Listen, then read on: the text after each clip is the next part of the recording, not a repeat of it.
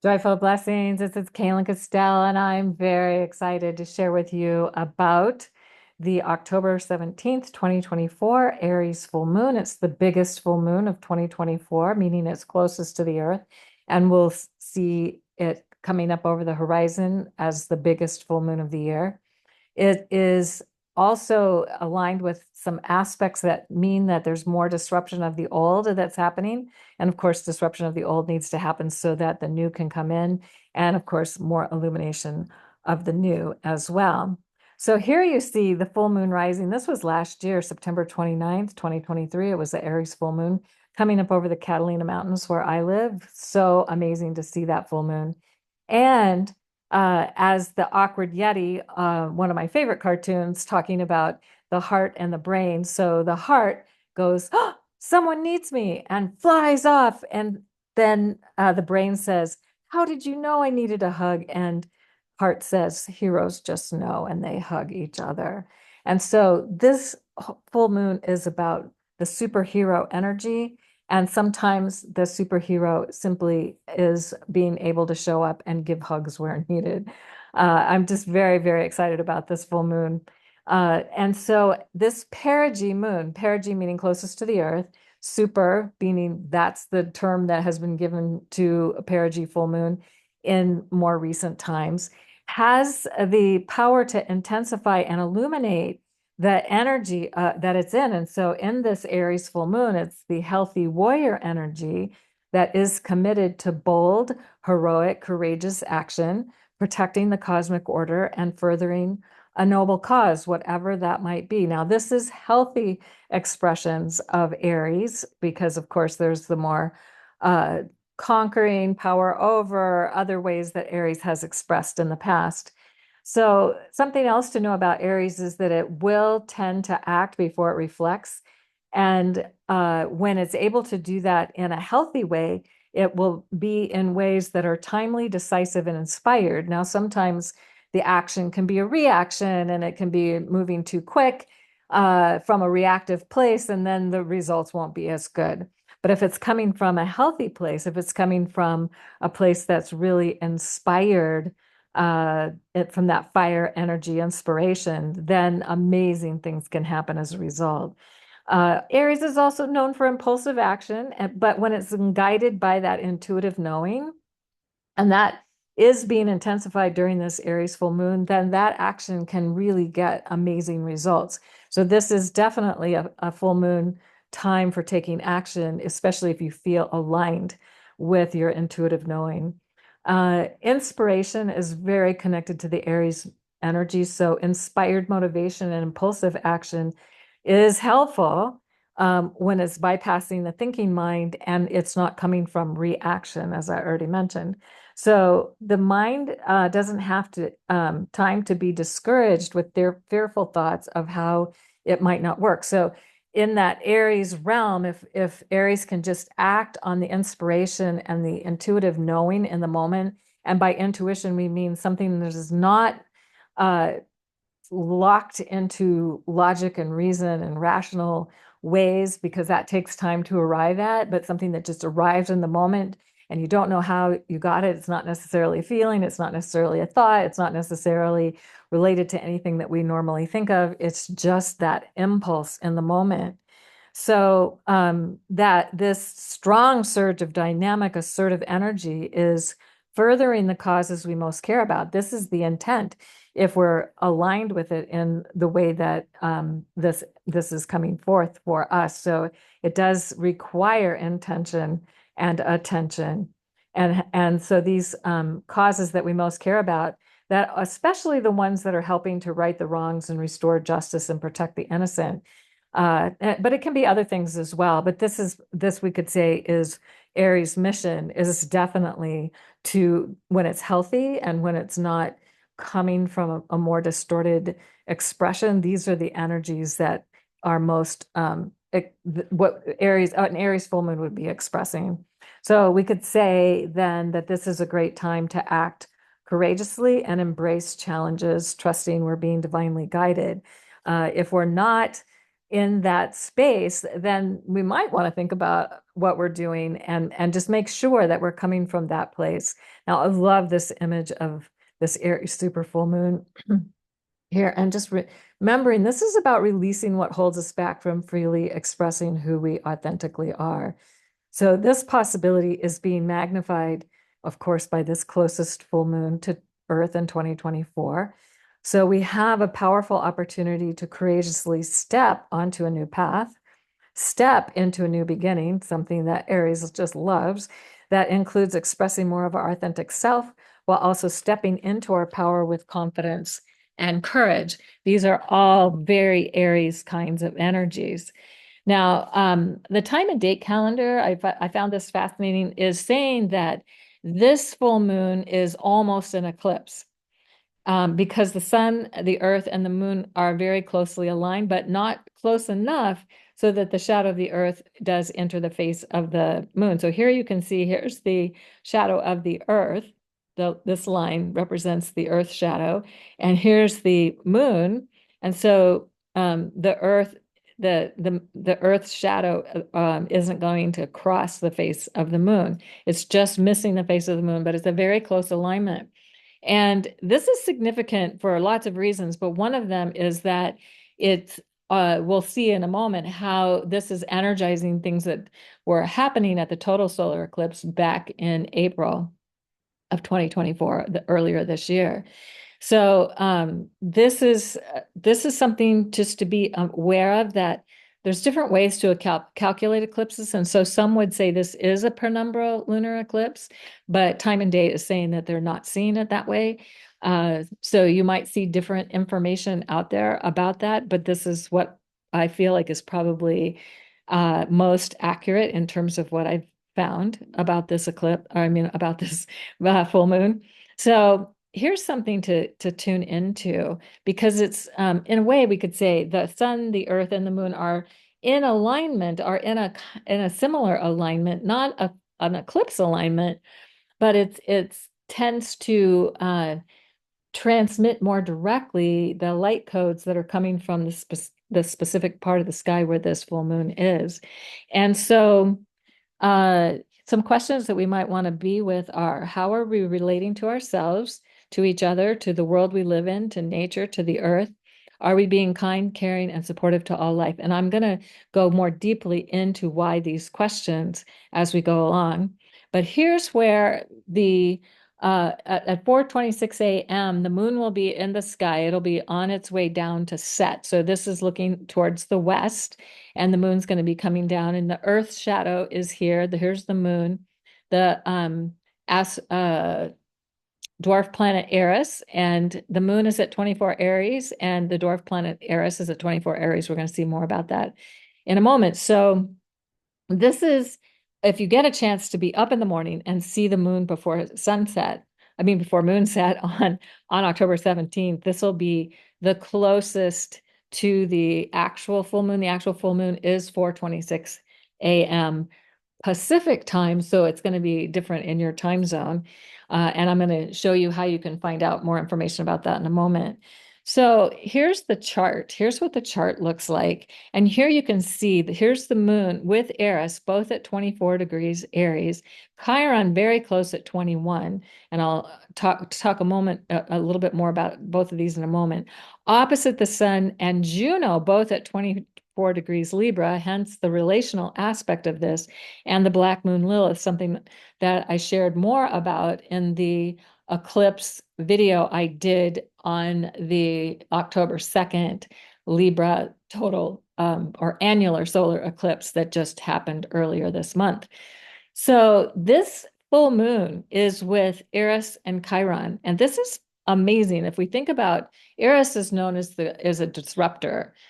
She's the one who set the golden apple on the table because she wasn't invited to the party and said to the fairest one of all. And it's essentially a longer story, and I'll put a link to the story in the show notes of how the Trojan War got started.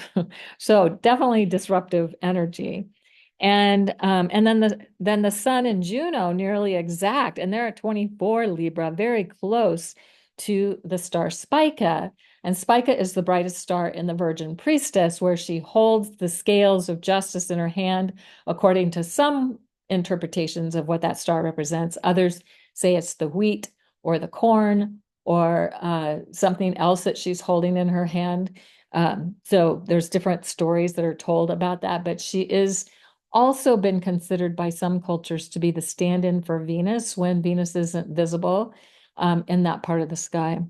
So here we have the sun and the moon also being very close to Black Moon Lilith. And as I described in the video for the annular solar eclipse, the black moon is not a point, it's not an object in space, it's a point in space that shows where the apogee, or the place where when the moon is furthest from the earth, where that would be located.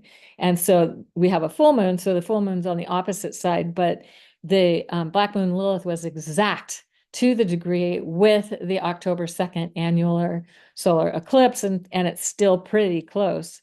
So this is definitely shining a light on the shadow in the relational realms, and there's how are we coming back into balance with the shadow of, and to really be open to seeing our own shadow and ideally embracing, transmuting, transforming, whatever needs to happen with that. Now, in addition to all of this, Mars at 22 Cancer is in a 2-degree square to the moon and also to the sun. It's very, very close. And then Pluto is opposite Mars and square the sun and the moon in this eclipse, creating a grand square. I'm going to share more about that in a moment. So if we look at the alchemy of Pluto and Mars squaring the full moon with Eris and Chiron within 3 degrees of its, this is disrupting or dismantling the injustice that has been such a large part of our modern reality. And it just seems to go on and on. It's like, what, is there really any justice? We could ask that to ourselves sometimes. Is there really such a thing as karma that's playing out on the world? We don't know. It's like, doesn't seem like it at times, but maybe it's happening in ways we just can't quite perceive. So what we could imagine is this Aries full moon is a time to restore justice and the common good if we choose it. There's so many factors here that are helping to support this. Now, something to know about grand squares and grand crosses, and I just pointed all that out to you about how Mars is square, the sun and the moon, and opposite Pluto, creating a grand cross and a grand square. And so the squares are 90 degrees and the oppositions are 180 degrees within a range. So it's not exact with that. But anyway, these are considered to be powerful, auspicious patterns when we recognize the opportunity that they represent. And grand squares also have the power to magnify conflict. So interesting to see what's happening as this full moon we're approaching the full moon and after the full moon. But when we engage with awareness and the desire to restore balance, then we have the strength, the energy, the wherewithal to accomplish whatever needs to be accomplished to create the balance needed, along with the flexibility to do it in the best ways possible. So this is the opportunity. Now, whether we take it up within our own personal lives or in the greater collective, that all remains to be seen. It's all up to our individual choice. But I, for one, am choosing, my intent is to choose to align with this possibility. Now, interesting, there's also a grand trine. So Mars is trine Neptune, and Neptune is trine Venus, and Venus is trine Mars. So we have a grand water trine at the moment of this exact full moon. And grand trines are considered to be a supportive energy that facilitate ease and flow, which seems like that could be really helpful at this time, since there's so many more challenging energies that we are also seeing show up with this full moon. And we could say a grand trine really represents a mastery of talents that are taken for granted if not utilized. So if you have a grand trine on your chart and you don't have any inspiration to use it, it maybe you have that mastery, but you don't do anything with it. But most times when there's a grand trine, as you can see here, there's usually squares, oppositions, other other aspects that are being illuminated by, that are being activated by by any grand trine.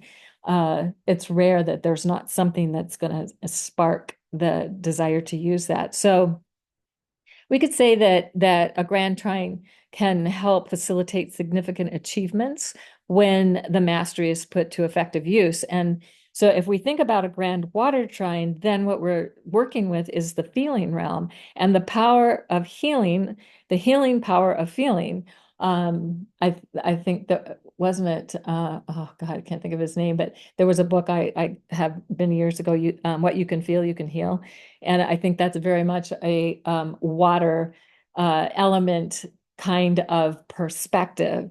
So healing the feelings and the mysteries of empathy and compassion as superpowers, we can also call upon that at this time so that that's an energy that we bring to. And I'm going to talk a little bit more about how I perceive that through the power of kindness as we get towards the end of this.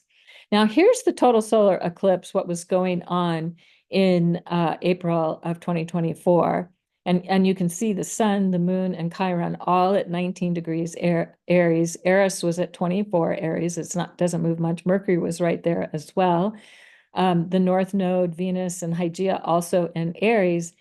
It was a powerful alignment and a seed point that is now coming into a greater illumination with this full moon, not that far from where it was at the time of the total solar eclipse. So it feels like something that was seeded then may be coming into greater fruition now, and or greater light, like what additional attention do we need to pay to this?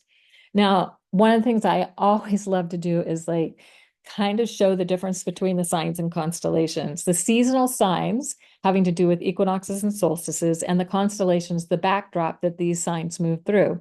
So here is the full moon rising on October 16th at 5:28 p.m. And it's the fullest rise of the moon happening that night. So it's going to be the biggest moon rising because by the next night, well, the full moon is just a few hours later. And then by the next night, the moon will be in its waning phase, though it could still, you may not be able to detect a difference in how big they are coming up over the horizon. Pretty cool. And here's Saturn in the Pisces, in the seasonal sign of Pisces, in the constellation of the Water Bear, also known as Aquarius. But better to call it the Water Bear because it gets confusing. And the equinox sun rises under the circlet of the fish. And Neptune and that's the 0 Aries point. And then we've got Neptune right here, also under the circlet of the fish at almost 28 degrees Pisces. And Neptune next year will be going into Aries. And so it will be at the exact equinox point under the circlet of the fish next year. Now here's the moon in the constellation of the fish, and the fish is rising at 5:28 p.m. Coming up over the eastern horizon, and it's at that point it's at 20 or 17 degrees, 17 and a half degrees Aries, and this is in a nakshatra or a window, and I'm going to show more about this in just a moment, called Ashwini. And it is in the seasonal sign. So this is in the seasonal sign from 24 Aries to 7 Taurus. And it's considered the first constellation or nakshatra or segment of the sky that begins the whole nakshatra system. It's the first one. And the symbol that you can see here that is the symbol for this nakshatra represents a horse's head, or the beginning of the sidereal Vedic zodiac featuring the 27 nakshatras. And it resembles the female reproductive system. So it also relates to all initiations and beginnings. So this full moon is an initiation into a new beginning. So powerful. Like, whoa, if we help to bring together the understanding of the Vedic perspective, which is looking at the constellations, not at the seasonal signs. And how are we bringing back together our understanding of the seasonal signs as they relate to the constellations? So that's why I'm bringing this in. So this nakshatra is linked to the North Node. It's called Ketu, and the North Node is a symbol of our destiny. So this, of course, is a North Node full moon, and Ganesha the god, the elephant god Ganesha, is connected to the North Node or to Ketu or to this nakshatra. And so this nakshatra is considered to be a favorable time to begin new studies, new enterprises, new projects, anything that we want to initiate and start anew at this time. It's a powerful time for that to happen. And Ganesha, who is he's also considered the god of new beginnings and the remover of obstacles. And so that symbolizes the wisdom and understanding and a discriminating intellect necessary to attain spiritual perfection in life. So we can call on Ganesha if you're into asking for divine support and help. You can have the image of Ganesha as someone who can really help with this time. And so in the Vedic tradition, it is considered beneficial to pray for Ganesha's support before undertaking any major enterprise. And so at this full moon, we may want to connect with Ganesha or some other symbol that works for you, that represents a new beginning, that represents the obstacles being removed, that represents the success of whatever the new beginning is. Very exciting. So now if we look at this on the sky, here's where the Ashwini nakshatra begins. Here's the full moon right close to it. I didn't put it exactly over it because really it's on the line, but I put it next to it so you could kind of get a sense of it. And so again, this nakshatra begins at 24 Aries and 11 minutes, and the full moon is at 24 Aries and 35 minutes. So it's right there at that full moon. Now, by the evening, because again, this full moon is happening early in the morning, 4 in the morning, 4:28 in the morning. By the evening around 7 p.m., here's the moon around almost 3 degrees Taurus, and it's still within this nakshatra. So you would see the moon rising in this nakshatra energy. And we can also see here's Saturn in the water bear, even though it's in the sign of Pisces. Here's Neptune in Pisces, and it is in the constellation of the fish right now, because there's a little bit of overlap there. But the Taurus moon is in the constellation of the Ram. And so the Taurus energy overlays the Ram currently, most of the Ram, and it's one of the smaller constellations. And here we have Uranus at 26-25 Taurus, and it's moving towards the constellation, or towards the Pleiades, getting towards the shoulder of the Pleiades. So these are just a way for us to start to understand there's a difference between the seasonal signs, because we have a full moon in Aries, but it's not in the constellation of Aries, except until the moon gets into the near the Taurus mark, and then it moves into the constellation, or is going past underneath the constellation of the Ram. Hopefully that is clear. And here's the thing: the more that you hear this, the more that you see this, the more you'll understand it over time. It just takes time to get our heads wrapped around it. So moonrise on the 17th is around 6 p.m. And this is the moon around 6:30 p.m. that on the October 17th. Now, here's again, I've shared this many times, the Earth, the moon goes around the Earth. There's times where it's furthest away from the Earth, where it's at apogee or farthest away from the Earth, and perigee, closest to the Earth. So it appears bigger to us at the time of the Earth. And that super big moon can look 14% bigger and 30% brighter. So that's one of the reasons why it's such a wow experience. And again, this full moon is exact at 4:26 a.m. So seeing the full moon set will be spectacular on the day of October 17th. And the other thing to remember is that when the moon is so close to the Earth, it's having a bigger impact on the magnetic field of the Earth. So it's affecting the weather and the tides in a more profound way. So just keep that in mind. I will also put in the show notes this time and date link so you can see where on the 17th, the moon sets at 6:40 a.m. and it rises at 5:58 p.m. In my part of the world. You can put your part of the world in here to find out where it's happening for you. And then you get to see it for the days before and after as well. And what's interesting is that the moon set at 6:40 a.m. It's just after the sunrise at 6:29 a.m. Now, having said that, I have a mountain in the east and a flatter horizon line in the west. So that I probably will see the moon set before the sun rises. So it definitely depends on what your horizon line is, but it's kind of good to get a sense of what these are. Very exciting.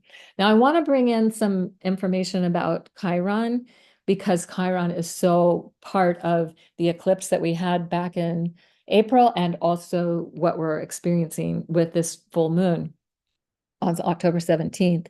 And so thinking about Chiron as a shamanic healer. Now, he's also known as the wounded healer, but I like the idea of shamanic because it means transformative. It means changing something, transforming something, empowering, becoming more empowered. That is more of a shamanic process. So Chiron reminds us of the power, hidden power within our wounds to transform them into gifts through acceptance, forgiveness, kindness, and love. And then we'll come back to the kindness and all of these pieces again. But Chiron is an immortal being in the Greek mythology. He's immortal. He becomes wounded by a mortal wound, but he's immortal, so he can't die. And so that it would have been instant death to a mortal, but he's not. And so he tries to figure out how to heal this wound. And he didn't do anything wrong. It was an accidental wound. But we could imagine that he was being challenged to develop compassion for his human or animal nature through his encounter with a personal incurable wound. So we all are encountering that being born into this life. It's there's a wound that happens just by being born. And so we all have that. And then there are probably additional wounds that we all have. So if we think about Chiron teaching us, it's teaching us how to deeply heal our wounds so we're no longer at the effect of them, that we can transmute and transform them. And that is something that Chiron was able to do in his story. And I will put in the videos, other videos I have on Chiron and the North Node and Chiron.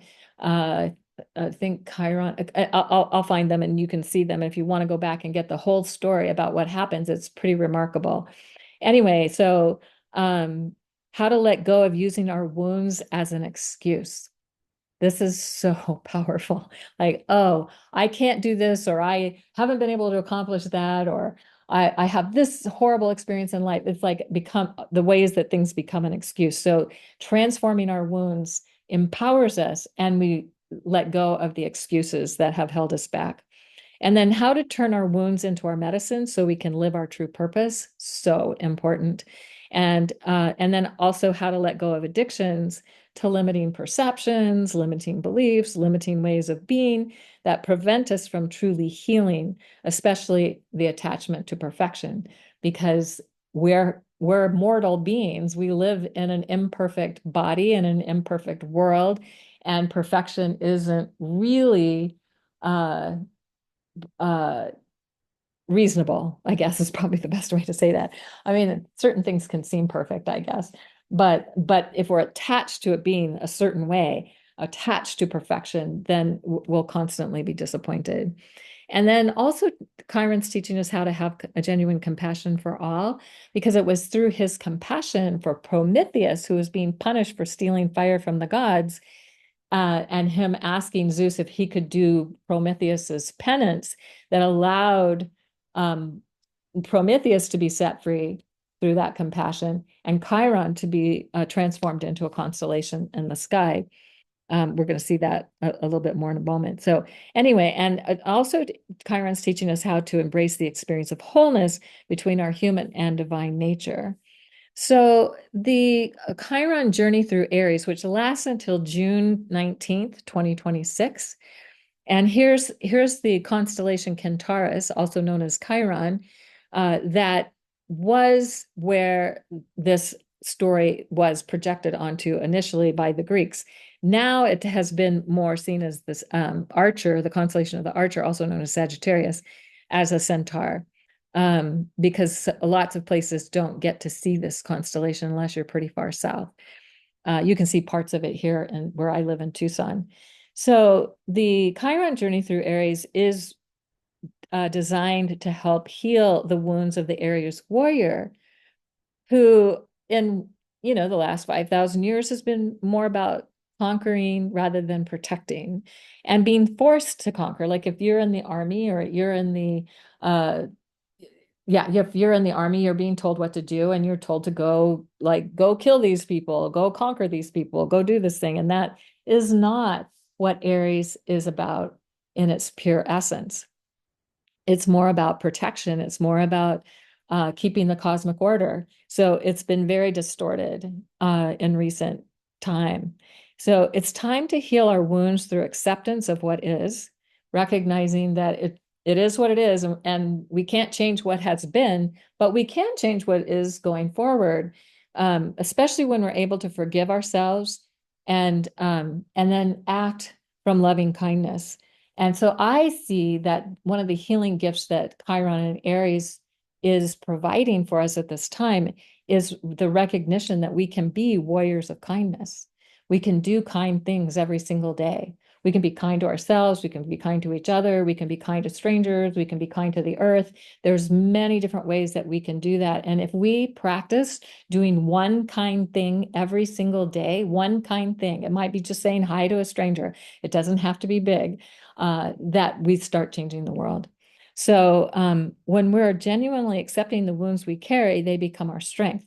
Or we're no longer resisting them. We're no longer judging them. We're no longer making ourselves wrong for them because we probably didn't necessarily do anything wrong to receive those wounds. They just like Chiron, it was just like it just happened. So and then when we're emotionally detached from our story, it's no longer limiting the experience of who we really are. So it's our attachment to the story, being the victim, being telling the story in a way that is to get sympathy, rather than to own it, to transmute it, and to have it become a medicine story.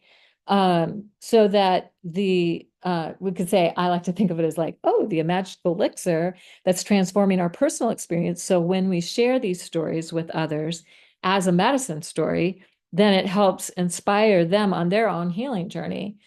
Not because we're trying to get sympathy or be the victim or, oh, please feel sorry for me kind of thing. It's from a different perspective. And so if we think about this full moon with Chiron, all of these things are being magnified and illuminating these possibilities. This is what's possible for us to work with, tune into, transform, transmute within ourselves. It's the alchemy that's possible. And Chiron really is also about its own alchemy, taking the wounds, the stories, and transforming them into something that can be empowering rather than disempowering. So I'm going to end with this. Constant kindness can accomplish much. As the sun makes ice melt, kindness causes misunderstanding, mistrust, and hostility to evaporate. And Albert Schweitzer said that. And it's like, so when we're working with kindness, we can transform or melt away any misunderstanding, mistrust, or hostility. How amazing is that? And here we are at a full moon with this possibility with a grand trine in water, which is another reason why I wanted to end with this quote. And to really consider that this kindness is a superpower that changes the world. And how are we willing to show up and really energize, actively engage kindness during an Aries super full moon? Oh my gosh. I just feel like it's so exciting, and that the first place to extend that kindness is to ourselves, and the second place is to those around us. And so what kind of action? Who can you say a kind thing to? Who can you do something kind for? Especially on this full moon, but leading up to the full moon and after the full moon and every single day. How could you do at least one kind thing every day? And that will change the world.